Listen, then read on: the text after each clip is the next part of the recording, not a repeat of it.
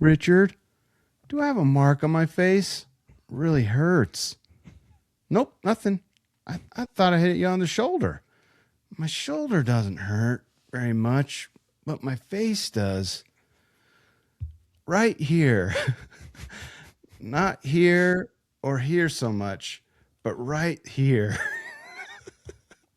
Welcome back to Should You Watch This with the Popcorn Priest, home of the Golden Bucket, a weekly podcast where movie enthusiasts, ex-movie theater projectionists, new and old friends take the time to talk about a movie that we just watched and answer that very question, should or shouldn't you watch this? I want to extend a warm Sandusky, Ohio welcome to Dr. Dare. Welcome to our official 300th episode. Yes. Wait, it's the next episode, so... Yeah, the mystery's gone. We just recorded this moments ago. 300, dude. Congrats, bro. Apparently only I can't remember what the percentage is, but I think podcasts who make it past 300 are top 5%. It's legit. It's the power of the turtle. I don't know. Maybe it's the tism that I have. Maybe the tism gets me to 300. I don't think so, dude. I don't know. I think it's spiteful achievement. I think quitting just doesn't sit right with you. It's one of my favorite things. Yeah, I do like achieving things out of anger and hate. Yeah, correct. I heard a story. Someone told him he couldn't do it one time, and here we are. Yes, exactly. I heard a story about Michael Jordan when he was, I think it was during the Pistons playoff rounds, and he walks out of the arena, and this guy, one of the opposing players, says, "Yeah, nice job," with kind of because they lost, and it just 45 ain't 23. Yeah, he was super angry and went back to the locker room just really angry, and he came back the next game and just crushed him. And absolutely, it never happened. He made it up in his mind. There's all sorts of things he made up just so that he would be mad, and it could never happen. So I love that. I love the chip on your shoulder. I'm so sick of the trading fucking jerseys at the end of the game. Oh, pop off, yeah. I love that. Yeah. Anyway, well, we made it to 300. Lots of people go to college for 7 years. Yeah, they're called doctors. What do they call you when you get 300 episodes? You're the popcorn pope. I'm the pope now. You're the popcorn pope, dude. This is a weird trailer, by the way. Is that for me? No, son, that's for me. Isn't this weird?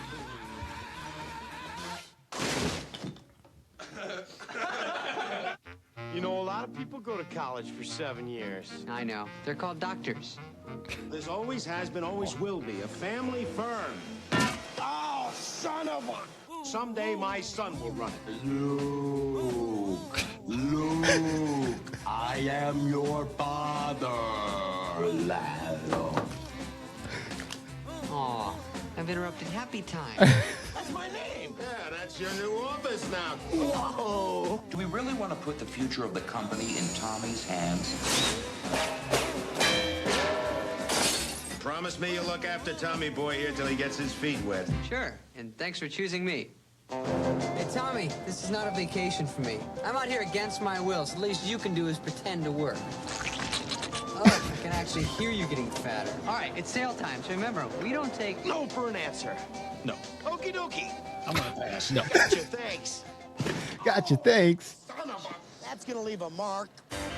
Okay, let's check you out. This is a crazy trailer. It's a weird. It's just like a clip show. It's not even there's no narrative. And some of the clips are entirely visual. No, son of a...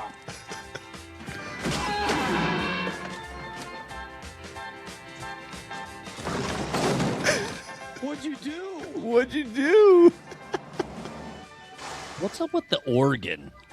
I don't know. That's why I picked it, because it was so Filmed in weird. a bowling alley? What is this? I'm a maniac, maniac. All Did you eat a lot of paint chips when you were a kid? Why? Why?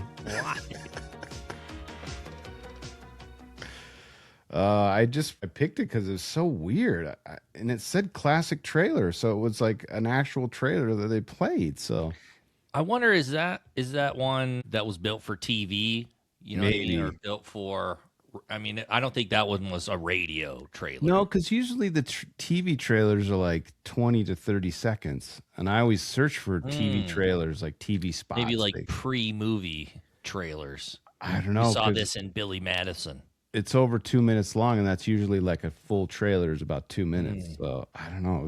It was wild. So anyway, I think would it be sacrilegious if I do an AI picture of me as the Pope for the 300th episode? No way, you should, dude. The popcorn Pope. I have oh my been gosh. upgraded to the popcorn Pope. 100%, dude. That's the funniest thing that's happened organically in this show oh man. You definitely should, dude. You definitely should. You should have like the little smoke coming out. Like, let's go. Oh, that's funny. Well, let's get into popcorn trivia. Oh, dude, I didn't do my review the reviews clip last week. I'm gonna play it anyway.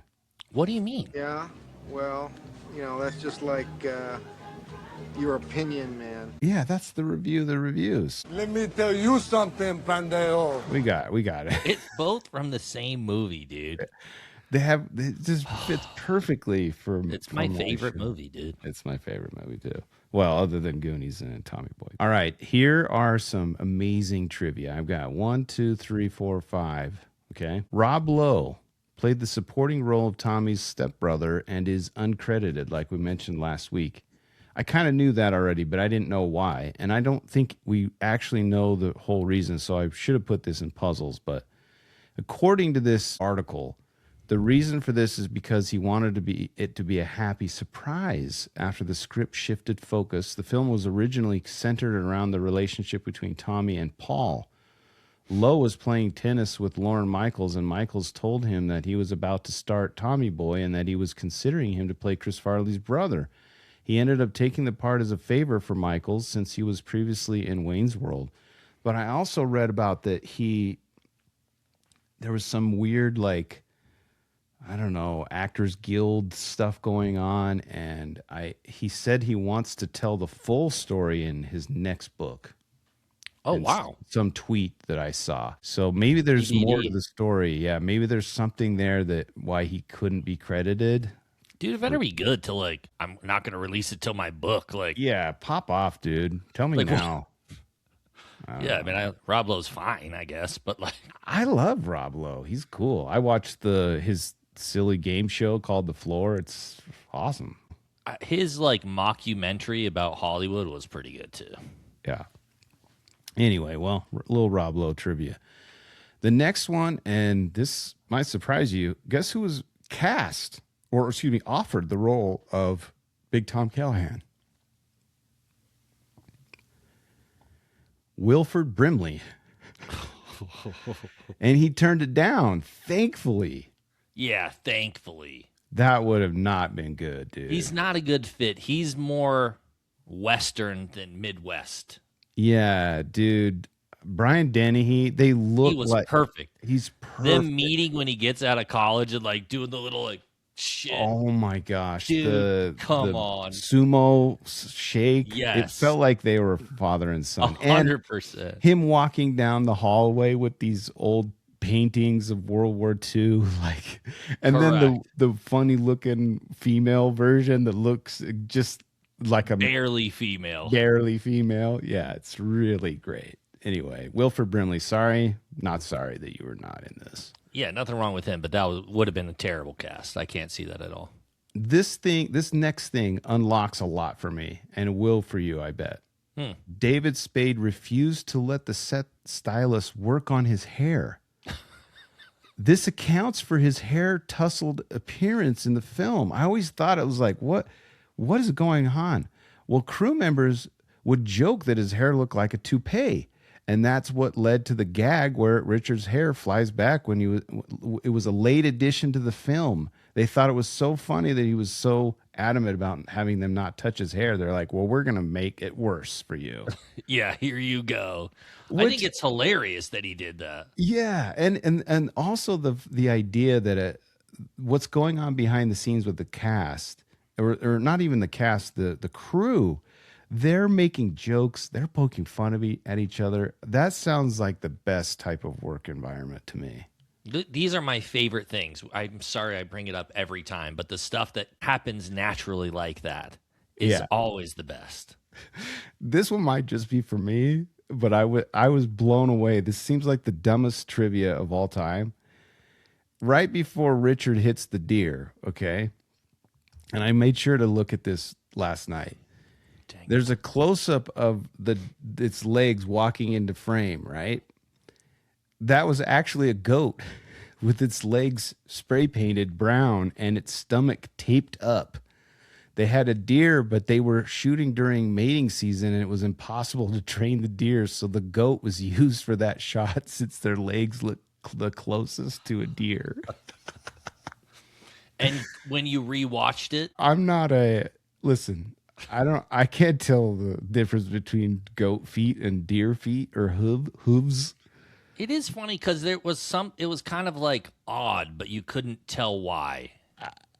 I couldn't tell at all, but now I'm like, I know that those aren't real deer feet.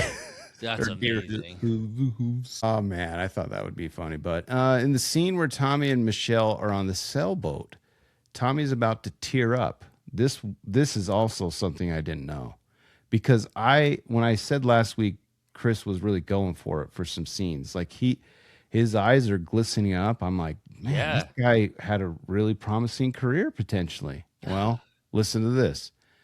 Chris Farley was trying to get himself to cry, but he couldn't. So he just started poking his eyeballs with his finger, which creeped out the director. But he figured whatever works. He got the tears, they shot the scene, and Farley left. As they were wrapping for the day, the set gets a call from the film lab saying that something happened to the reel and it got destroyed. They called Farley back, and he returns to the set 2 hours later to shoot this exact same scene. They couldn't reschedule it because they were shooting in Toronto, and they had a fear that the lake was going to freeze over. So Farley still was poking himself in the eyeballs so that he could cry. The shot of Tommy tearing up is Farley redoing the scene 2 hours later after the first shot of him was destroyed in the lab. It's real tears, like, not again. He's like, oh my gosh. That's the most Chris Farley thing I've ever heard, dude. Correct. So good. I can't get that image out of my mind. I know. This might, like, I was telling Dr. Dare prior to recording that me and my wife were watching this late last night, and because I'd just been fresh with all this research, I mentioned to her, I'm like, oh, this is what happened here. And she just was like, can you stop? I just want to watch the movie. And I'm like, I'm sorry. I'm just so excited. Oh, man. Anyway. Did you know that in this part, Aragorn really broke his toe? Sorry. Yeah, that's me. Sorry about that. Okay, last thing. The Zelensky skyscraper is actually the Fox Plaza located in L.A. This is the same building used in Die Hard, man. Sick. I didn't know that either. No. Anyway, that's all the trivia I have, but those were some trivia. Some bangers, dude. Yeah, shit'll make you poke your eyes out. Let's get into popcorn beefs. Where's the beef? Hey, where's the beef? There's just a big beef here. There's just one giant fucking beef here. What's the beef? Where's the that beef? He fucking killed himself, and that we don't get any more of this. I mean, you and Heath Ledger can eat all the dicks, you dumb fucks. Like, how dare you? Yeah. I mean, let's get to that, because yes, I agree. But here's some more beefs before we let that one rest in peace. You gotta rest your beef. Bo Derek's late husband, John Derek, was very protective of her. What a dumb name. John Derek. Derek, what a dumb name. That's why I have you on the show. And he was a very jealous man. He made her cut all of her hair off the day before she showed up on set. This shocked the cast and crew because they thought they were going to get Bo Derek from the movie 10. Dude, what a douche. That's like a psychopath. I Beef. mean, that is insane. Sorry. Beef on John Derek. Dipshit name, dude. Here's another beef. After Richard leaves Tommy's office, having told him to check on shipping delays, Tommy picks up a plastic Terminator hand and uses it to give Richard the middle finger, which is a hilarious scene. Also, I wanted that for many years, and I did not know that it was a Terminator hand. I just thought it was some kind of like bony skeleton hand, but it was a Terminator toy. The toy hand would have had to have been modified to make this gesture, as the toy was designed for kids and the middle finger wouldn't go up. So if someone tried to do that, it would do 2 fingers all the time. They like flip off proofed it. Yes. So there's a lot of beefs here. Number one, I'm mad that I didn't know it was a Terminator hand. And two, I have beef that I would never owned that as a toy. Yeah. Dude, my son has the Infinity Gauntlet. Oh, doing nice. This in his room. It can do that? Yeah, it's a Lego Infinity Gauntlet. Oh, okay.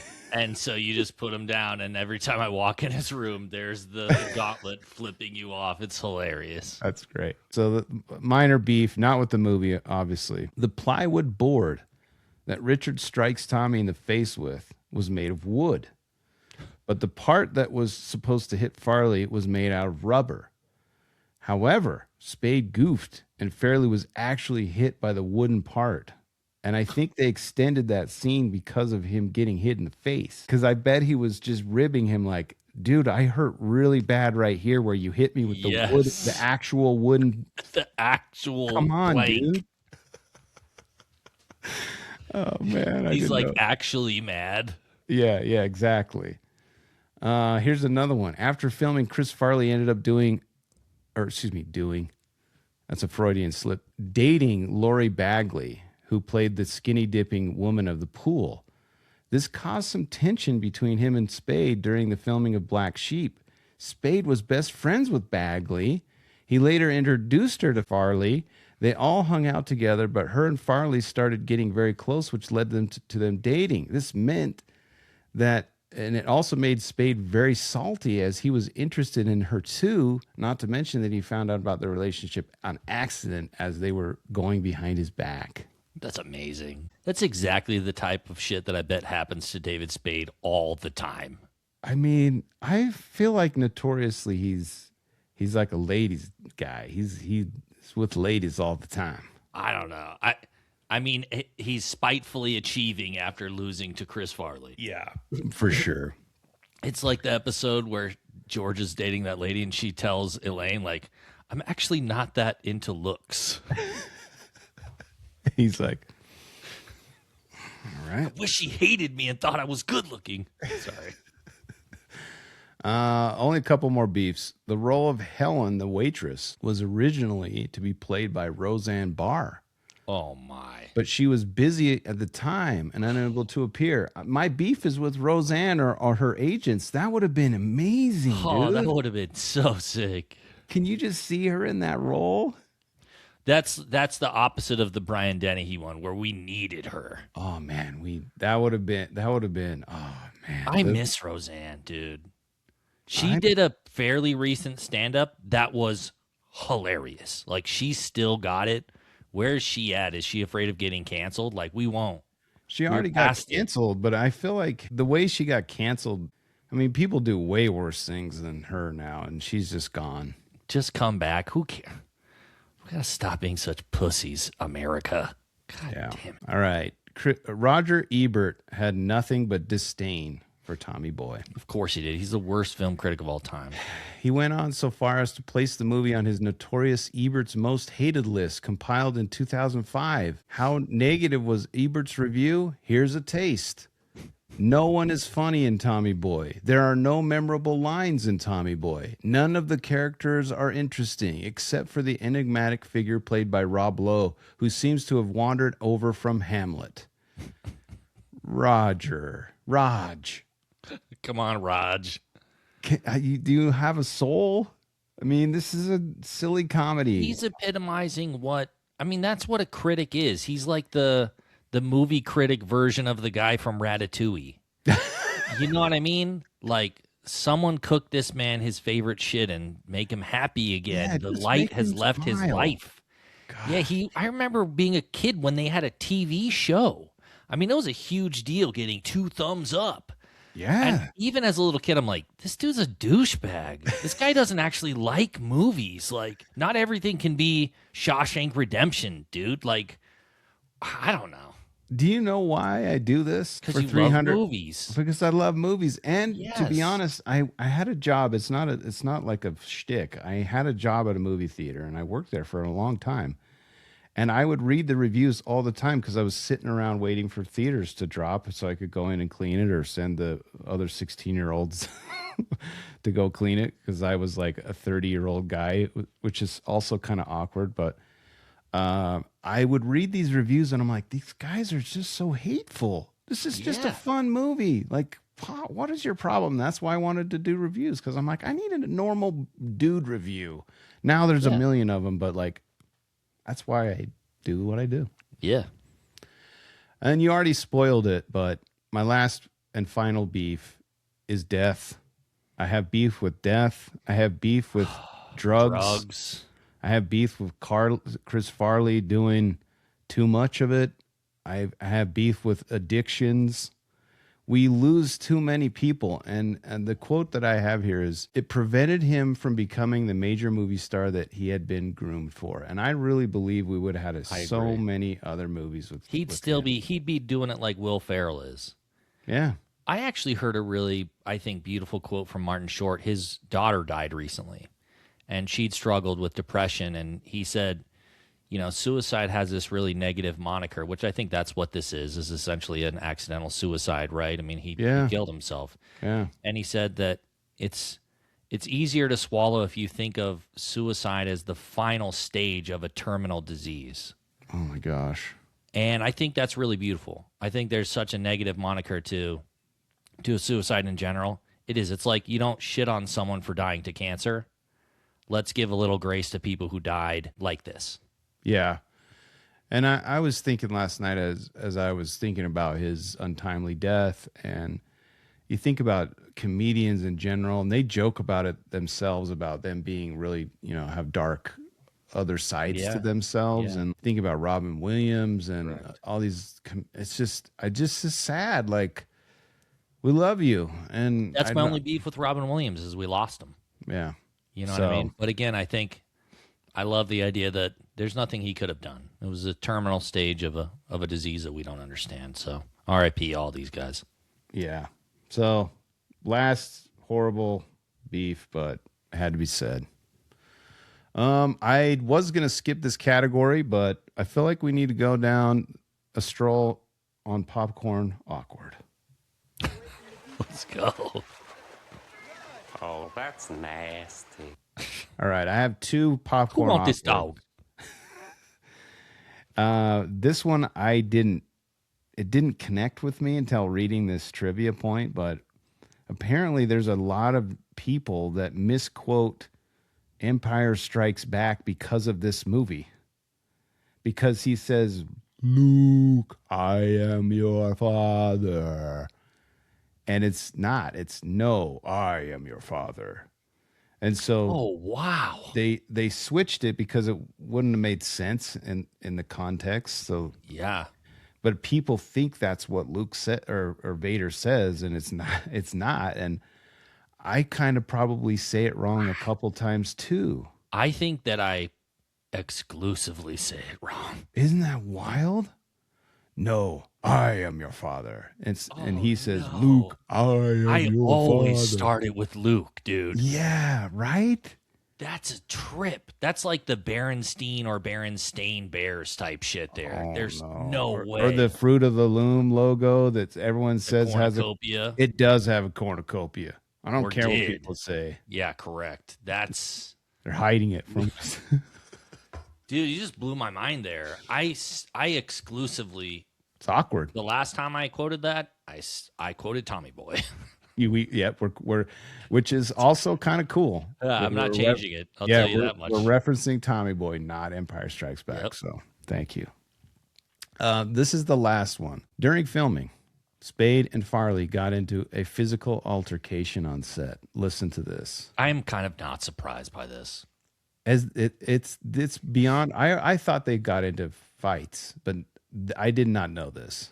They landed in Toronto. They were filming this during SNL. So on Saturday night, they'd finish it late o'clock, and then they'd get on an early flight to Toronto. Farley was not feeling well at the time, so he went up to his hotel room when they got to Toronto. Are you saying Fairly? Oh, sorry, Farley. I have said it wrong a couple times, I think.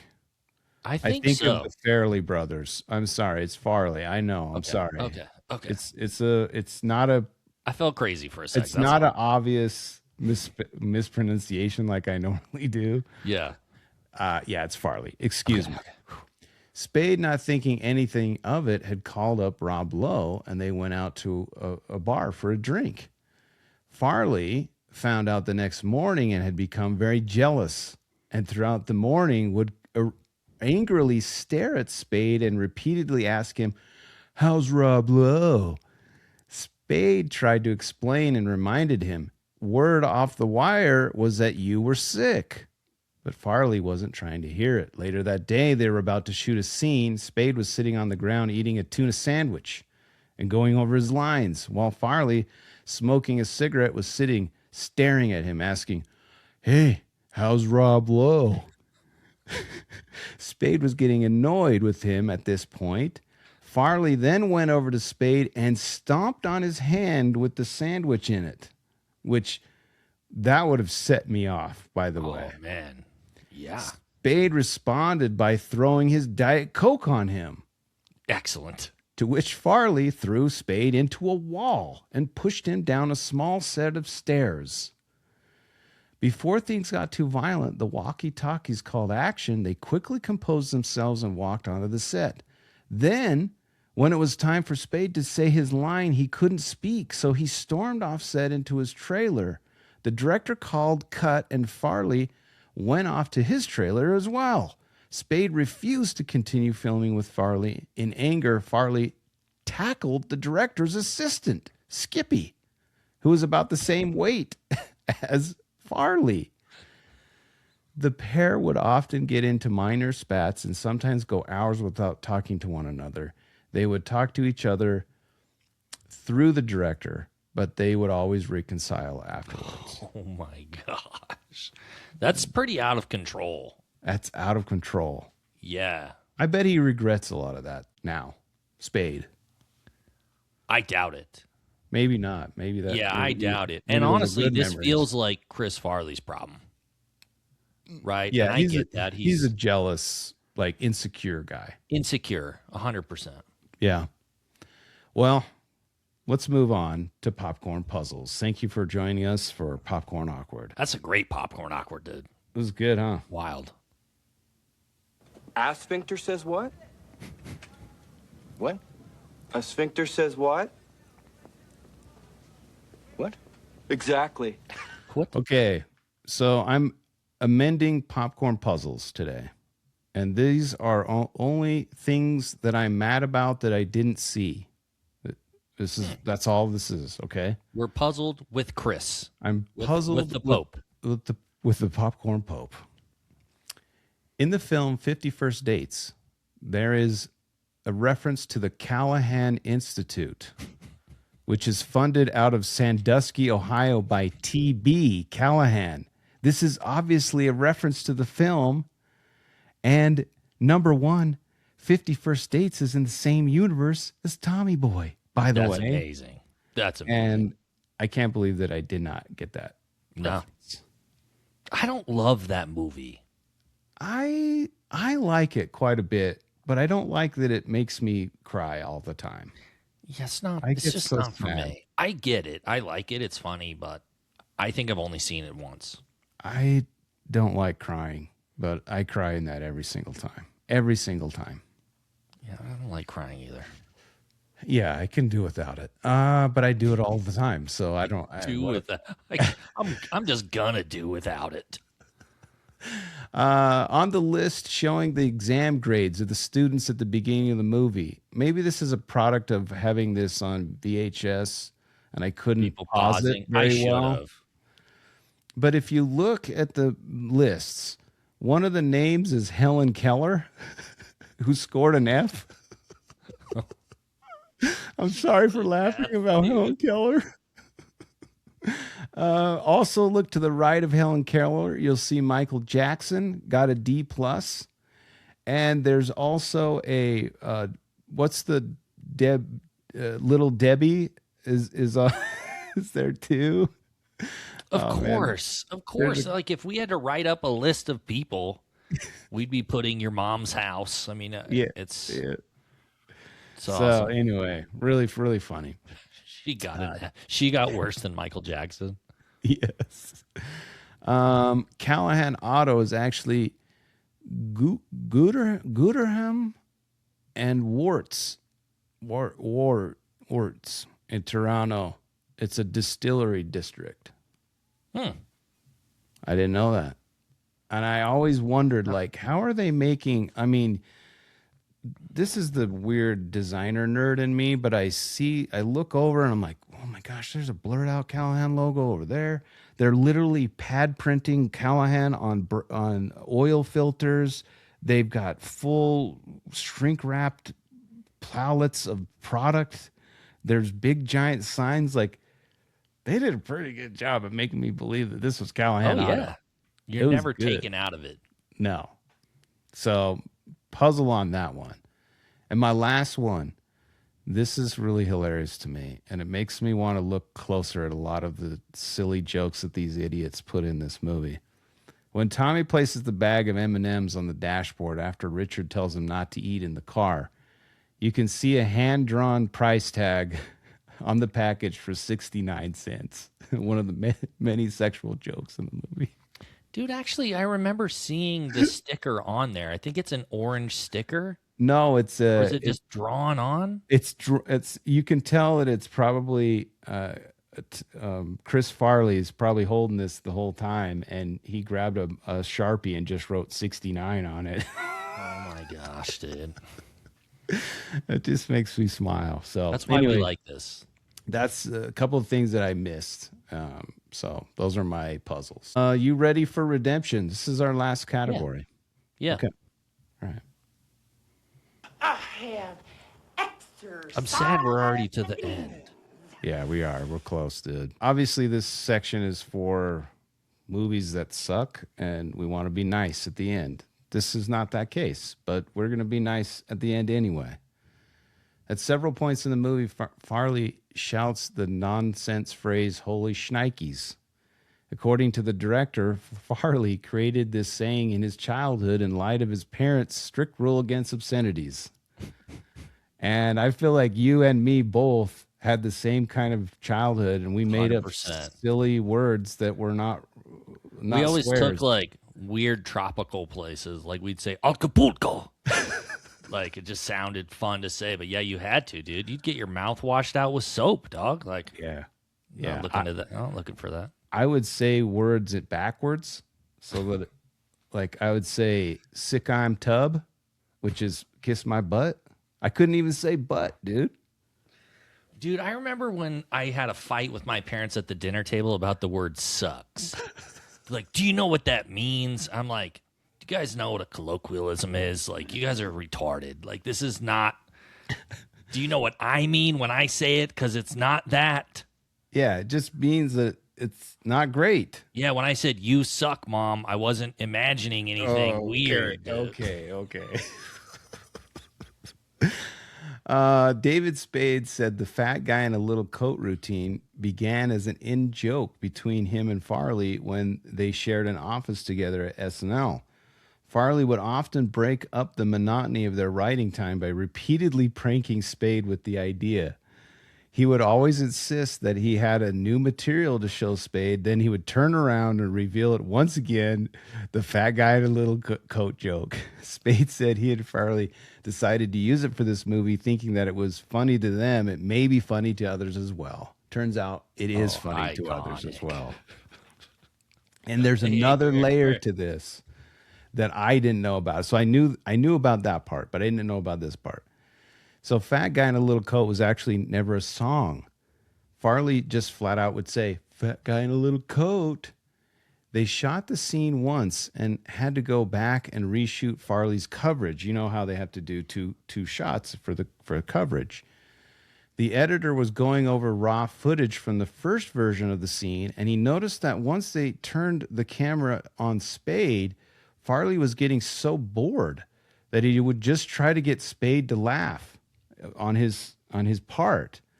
And then he started singing the words, Fat Guy in a Little Coat. The editor thought that was so funny that he told Siegel that when he does the reshoots to get Farley to sing it like he did in the outtake, because it was an off camera for the first time. So amazing. What a great catch.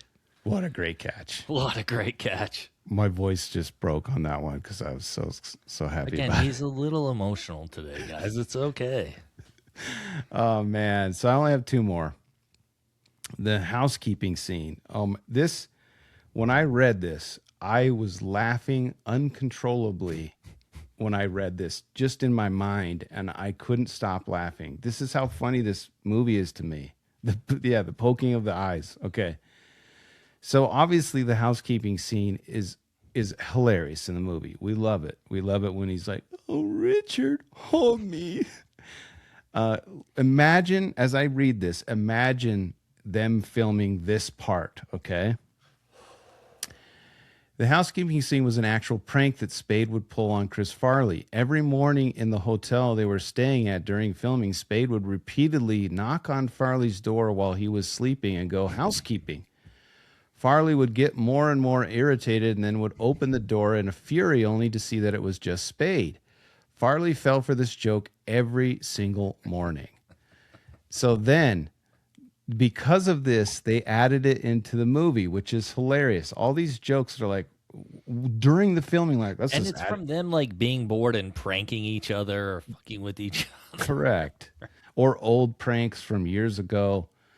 So they shot 3 different variations of the housekeeping scene. Ooh. So Chris Farley was in funny boxers. Then the next one, he was in a funny bikini briefs. And then the last one, he was naked from the waist down. Cast and crew agreed that the naked one was the funniest version. In one of the naked takes, Chris was very ostentatiously swinging his body in such a way that his penis kept popping into the shot. And he said into the camera, "Do you like the movie, Miss Lansing?" Which was referring to Sherry Lansing, the head of Paramount at the time. Peter Siegel knew that the studio would not be pleased seeing that and made sure that they burned the negatives of that take afterwards. So they're gone. They're just gone. Oh. Oh, man. He's turning to the camera and literally addressing the head of Paramount like, "You like this?" Oh, dude. my gosh. Why can't they keep it like I just watched or Saving Sarah Marshall or Forgetting Sarah Marshall? Oh, yeah. There's a lot of dick in that one, dude. Why couldn't we have Chris Farley's? I'll go on record as this is the only time that I would want to see a penis. Okay? I don't need to see him ever.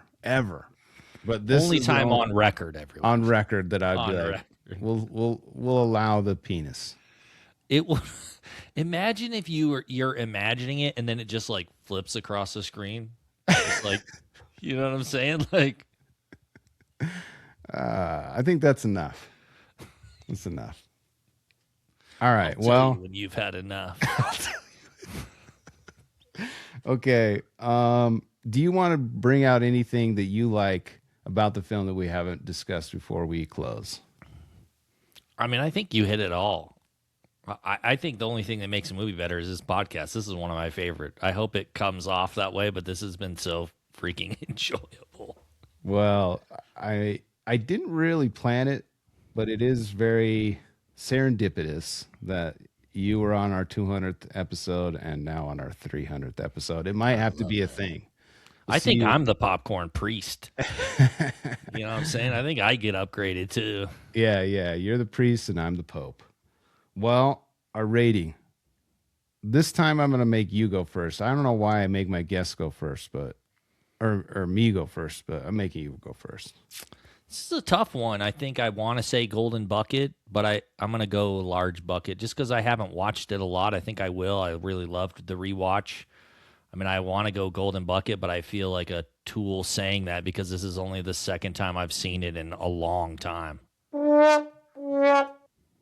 That's a really bad take, and I'm giving it a golden bucket. 1,000 golden buckets, and when those 1,000 golden buckets run out, I'm giving it 1,000 more. I love it. And shame on you for giving it a large bucket. I love it. I just feel like I can't. It's fine. I haven't watched it enough. It's fine. Which is lame of me.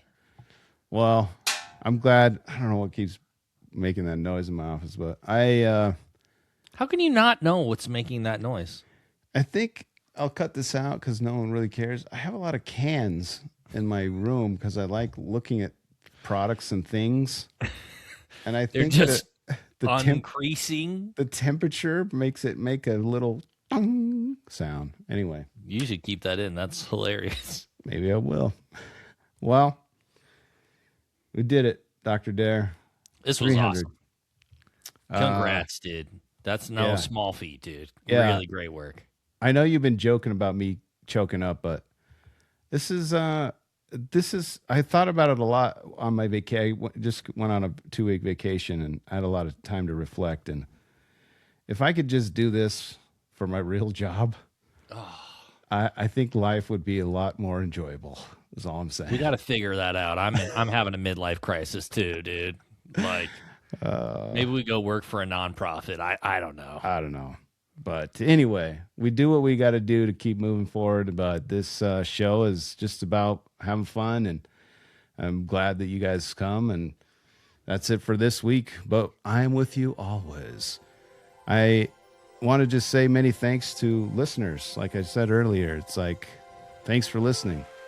It's more fun. I talk to Chris all the time about his interactions with all of you, and they're amazing. I mean, it makes this a lot more fun than it would be just doing it into the void. So thank you.